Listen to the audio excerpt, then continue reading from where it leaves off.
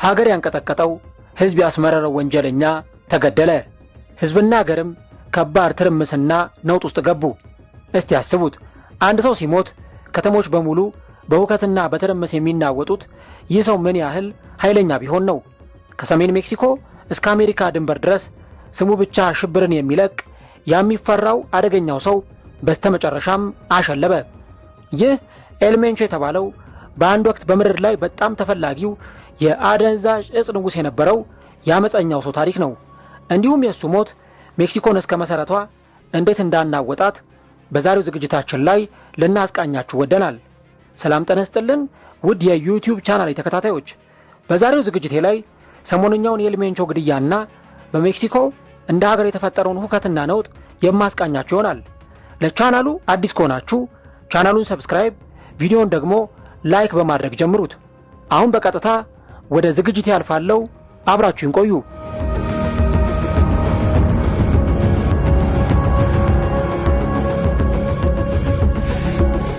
ኤልሜንቾ የጃሊስኮ አዲስ ትውልድ የአደንዛዥ እጽ መሪ የነበረው የኔሜሲዮ ሩቤን ኦሲጌራ ሴርቫንቴዝ መጠሪያ ስም ነበር። ይህ ቡድን በዓለም ላይ ካሉ እጅግ ኃይለኛና ጨካኝ የወንጀል ስብስቦች አንዱ ነው። በ1966 በደቡብ ምዕራብ ሜክሲኮ የተወለደው ኤልሜንቾ ሕይወቱን የጀመረው ከወንጀል ዓለም ርቆ ነበር።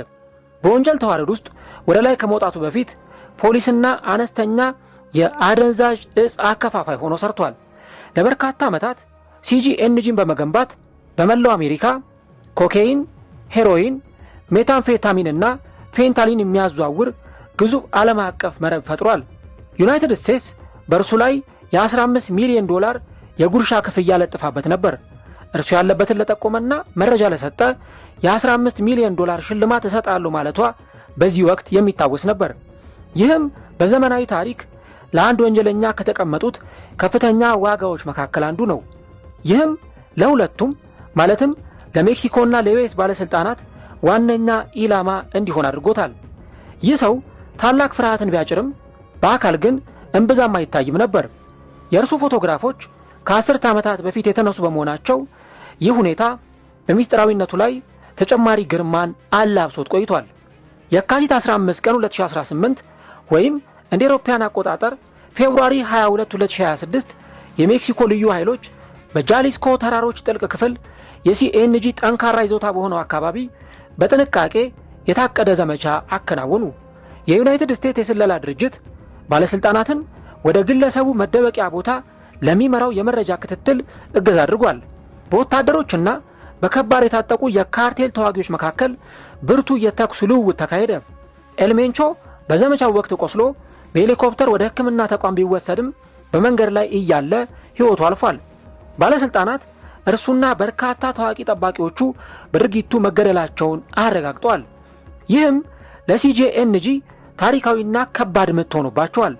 በዚህ ሁከትና ትርምስ መካከል የማህበራዊ ሚዲያ ድረገጾች በከፍተኛ ሁኔታ ተነቃነቁ።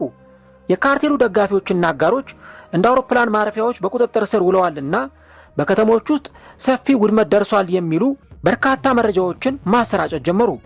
ሆኖም ከነዚህ መረጃዎች መካከል አንዳንዶቹ በኋላ ላይ በባለስልጣናቱ ውድቅ ተደርገዋል። እንደዚህ አይነት ተመሳሳይ ይዘት ያላቸው መረጃዎች መብዛታቸው ፍርሃትን ከማባባሱም በላይ ጋዜጠኞችና ዜጎች እውነቱን ከፈጠራው ለመለየት እንዲቸገሩ አድርጓቸዋል። እንደ ባለሙያዎች ገለጻ ከሆነ ይህ ስልት የወንጀለኛ ቡድኖች በይፋዊ የዜና ምንጮች ላይ ያለውን እምነት ለማዳከም ከጊዜ ወደ ጊዜ እየተጠቀሙበት ያለ ዘዴ መሆኑን ይናገራሉ። ኤልሜንቾ ሲገደል ብዙ ተንታኞች ከፍተኛ የስልጣን ክፍተት እንደሚፈጠር ጠብቀው ነበር። ነገር ግን ሲጂኤንጂ ልማዳዊ የሆነ የተዋረድ መዋቅር ያለው ካርቴል አይደለም። ባለሙያዎች እንደሚሉ ከሆነ በአሁኑ ወቅት ቡድኑ የሚንቀሳቀሰው በተለያዩ የሜክሲኮ ክፍሎችና በአውሮፓ ጭምር ተበታትነው እንደሚገኙ ትናንሽ የኔትወርክ ቅርንጫፎች ወይም ደግሞ ዲሴንትራላይዝድ ፍራንቻይዝ ኔትወርክ ነው። ይህም ማለት ካርቴሉ ያለ መሪውም ቢሆን በሕይወት ሊቀጥል ይችላል። የአካባቢው አዛዦች ለስልጣን ሊፋለሙ ይችላሉ። ተቀናቃኝ ቡድኖች ቁጥጥሩን ለመያዝ በሚያደርጉ ፉክክር አመጹ ሊባባስ ይችላል። አንዳንድ ሀገሮች የተደራጁ ወንጀሎች ከጥብቅ የስልጣን ተዋረድ ወደ ተበታተኑ የቅርንጫፍ ሞዴሎች ሲቀየሩ አይተዋል። ይህ አደገኛ ሽግግር በአንድ ሰው ሞት ብቻ የሚያበቃ አይደለም። የኤልሜንቾ ሞት የአንድ ዘመን ማብቂያ ምልክት ነው። ነገር ግን የግድ የጦርነቱ ማብቂያ ማለት ላይሆን ይችላል። በሜክሲኮ ከተሞች ጥላ ስር የስልጣን ሽኩቻዎች እየተካሄዱ ነው። በዓለም ላይ ካሉ እጅግ አስፈሪ ወንጀለኞች መካከል ያንዱ ታሪክ ወይም ሌጋሲ በሚሊዮኖች የሚቆጠሩ ሰዎችን ሕይወት መቅረጹን ሊቀጥል ይችላል። ይህ የአንድ የአደንዛዥ ዕፅ ንጉሥ ወይም ደግሞ ኪንግ ፒን የሞት ታሪክ ብቻ አይደለም። ይህ የሁከት የፍርሃትና የጭንቀት እንዲሁም ደግሞ በጭንቀት ላይ ያለች አንዲት ሀገር የወደፊት የዕጣ ፈንታ ታሪክ ነው።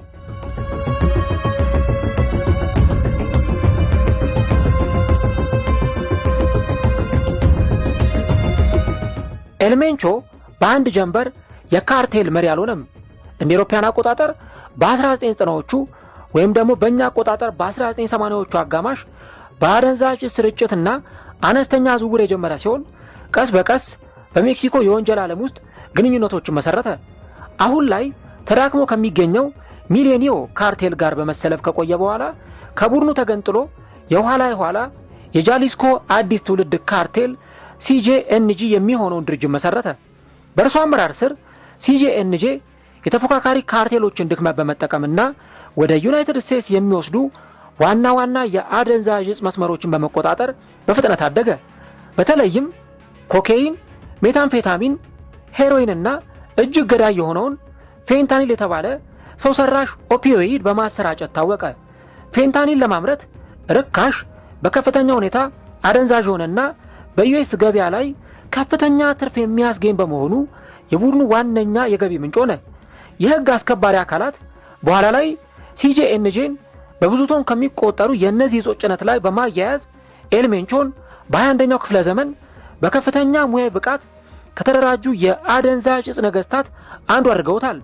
ጥብቅ የስልጣን ተዋረድ ይከተሉ ከነበሩት የቀድሞ ካርቴሎች በተለየ በኤልሜንቾ የሚመራው ሲጄኤንጂ በበርካታ የሜክሲኮ ግዛቶችና ከዚያም ባሻገር የሚንቀሳቀስ የተበታተነ የቅርንጫፍ መረብን ወይም ደግሞ ዲሴንትራላይዝድ ኔትወርክን ተቀብሏል። ይህም ቡድኑ በቀላሉ የማይበገርና ከሁኔታዎች ጋር ራሱን የሚያላምድ እንዲሆን አድርጎታል።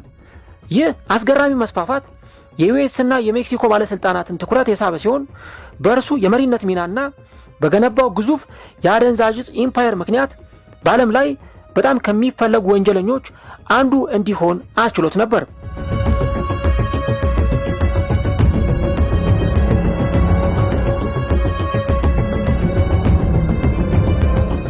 በሜክሲኮ አሁን ያለው ነባራዊ ሁኔታ በርካቶችን እያነጋገረ ይገኛል። ኤልሜንቾ በመሞቱ ባለሙያዎች ሁከቱ ሊቀጥል እንደሚችል ያስጠነቅቃሉ። ይህም የሆነው የእርሱ አለመኖር ብቻ ሳይሆን በገነባው ተቋም ምክንያት ጭምር ነው። ሲጄኤንጂ ከመበተን ይልቅ ወደማይታወቅና ወደ ተለየ ቅርጽ ለመቀየር የተዘጋጀ ይመስላል። የካርቴል ባህሪን የሚያጠኑ ተንታኞች እንደሚሉት ከዋናው መሪ ሞት በኋላ የክልል አዛዦች ለተጽዕኖ በሚያደርጉት ትግል ቡድኑ ሊከፋፈል ይችላል። ይህም ለአካባቢያዊ የይዞታ ጦርነቶች፣ ለበለጠ አመጽና የመንግስትን ቁርጠኝነት ለመፈተን ለሚፈልጉ ጠንካራ ንዑስ ቡድኖች መፈጠር ምክንያት ሊሆን ይችላል። በቅርብ ቀናት ውስጥ የሜክሲኮ ባለስልጣናት እንደ ሜቾአካን፣ ጎናጁዋቶና ጃሊስኮ ባሉ ግዛቶች ከፍተኛ ጥንቃቄ እንዲደረግ አዘዋል። በእነዚህ አካባቢዎች ተቀናቃኝ ቡድኖች የሲጄኤንጂ የቀድሞ ይዞታዎችን ለመቆጣጠር በመሻማት ላይ መሆናቸውን የስለላ መረጃዎች ያመለክታሉ። አንዳንድ የአካባቢው ባለስልጣናት እንደገለጹት ለአንድ መሪ የማይገዛና የተበታተነ ካርቴል ግለሰቦች ያለ ማዕከላዊ ቅንጅት ራሳቸውን ችለው ሊንቀሳቀሱ ስለሚችሉ ለማፍረስ ይበልጥ አስቸጋሪ ሊሆን ይችላል። በተመሳሳይ ጊዜ የሜክሲኮ ፌዴራል መንግስት የኤልሜንቾ ሞት የውጊያው ማብቂያ አለመሆኑን በማረጋገጥ በተደራጁ ወንጀሎች ላይ የሚደረገው ዘመቻ እንደሚቀጥል ቃል ገብቷል። ከዩኤስና ከዓለም አቀፍ ድርጅቶች ጋር በመሆን አዳዲስ የተቀናጁ ዘመቻዎች የተከናወኑ ሲሆን ይህም ሁኔታው አሁንም ያልተረጋጋ ቢሆንም ከዝውውርና ከአመጽ ጋር የተያያዙ መረቦችን ለማዳከም አዲስ ትኩረትን መስጠቱን ያሳያል። የኤልሜንቾ ውድቀት ከሜክሲኮ ባሻገርም ሌላ አንድምታ አለው።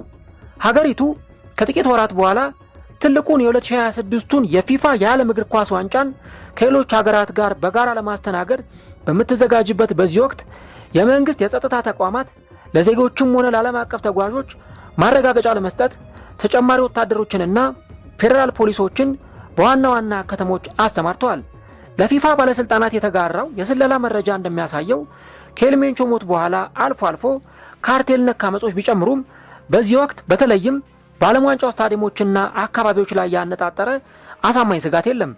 ሆኖም የዩናይትድ ስቴትስ የካናዳና የበርካታ የአውሮፓ ሀገራትን ጨምሮ የውጭ ኤምባሲዎች ጎብኚዎች በተለይም የባህር ዳርቻ መዝናኛዎችና የሀገሪቱ የውስጥ ከተሞች ላይ ጥንቃቄ እንዲያደርጉ የጉዞ ማስጠንቀቂያ ማውጣታቸውን ቀጥለዋል። ይህ ከባድ ድባብ የተከሰተበትና በውስጥ ያለው አለመረጋጋት መገጣጠም ሜክሲኮ የህዝብ ደህንነትን ከዓለም አቀፍ ገጽታዋ ጋር ለማመጣጠን የምታደርገውን ውስብስብ ትግል ያሳያል። እርሱ በዓለም ላይ በጣም ከሚፈሩ ሰዎች መካከል አንዱ ነበር። ስሙ በፍርሃት ይነሳ የነበረ፣ ፊቱ እምብዛም የማይታይ፣ ከጃሊስኮ ጎዳናዎች እስከ ዓለም አቀፍ የዜና አውታሮች ኤልሜንቾ ሁለት ሀገራትን ያናወጠ የወንጀል ማሽን ገንብቶ ነበር። አሁን ግን እርሱ የለም። ነገር ግን አመጹ፣ መረቦቹና ጠባሳዎቹ አሁንም አሉ። የዚህ አደገኛ ወንጀለኛ የኤልሜንቾ መሞት የሰላም መጀመሪያ ይሆን ወይስ ሌላው ይበልጥ አደገኛ የሚሆነው ክስተት የሚጀመርበት የአዲሱ ምዕራፍ መጀመሪያ? ይህንን ጉዳይ ጊዜ የሚመልስልን ይሆናል። ስለዚህ ጉዳይ ምን ትላላችሁ? ኮሜንት ላይ ሐሳቦቻችሁን አስቀምጡልኝ። ቪዲዮውን ከወደዳችሁት ላይክ፣ ቻናሉን ደግሞ ሰብስክራይብ ብታደርጉ በቀጣይ መሰልና አስገራሚ ያልተሰሙ ጉዳዮች ወደ እናንተ ይደርሳሉ። በቀጣይ በሌላ አስገራሚ ቪዲዮ እንገናኛለን። ሰላምና ጤና በያላችሁበት ይብዛላችሁ። ቸር ቆዩን።